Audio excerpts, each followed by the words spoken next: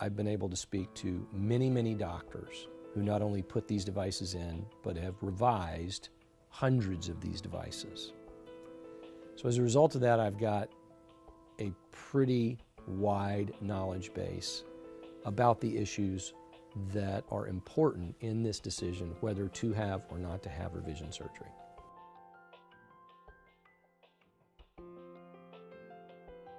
The thinking about whether or not and when to have revision surgery has changed even in the last 8 months.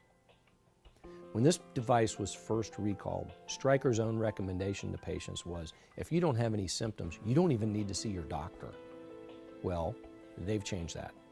As of January this year, they say everybody who had one of these devices put in them needs to have baseline blood testing at a minimum, followed by an MRI scan if the blood testing shows an elevated cobalt level.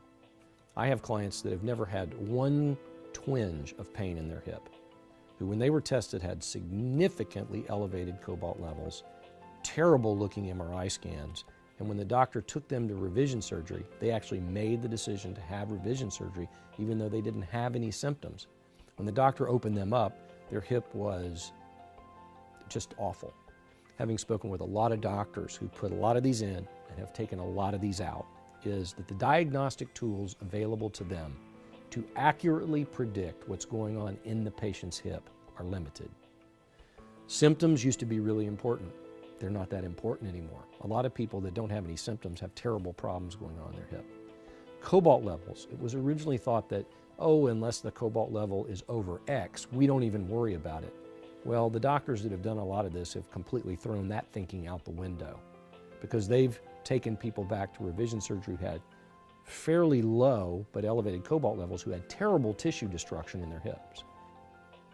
The MRI scans are great at seeing fluid collections around the hip, but once the tissue gets hard and forms one of these very dense pseudotumors, the MRI scans don't see those that well. But I have talked to at least one doctor who said that he's done many, many, many of these revisions. And the one thing that he has found in 100% of the revisions is when he goes in to take that device out, the neck of the device that goes into the stem always has corrosion on it. Every single one of his. High cobalt, low cobalt. Terrible MRI, not so bad MRI. Terrible pain, no symptoms at all. Universal across all of the revisions he's done is when he takes that neck out and takes a look at it, it's black. You can see it.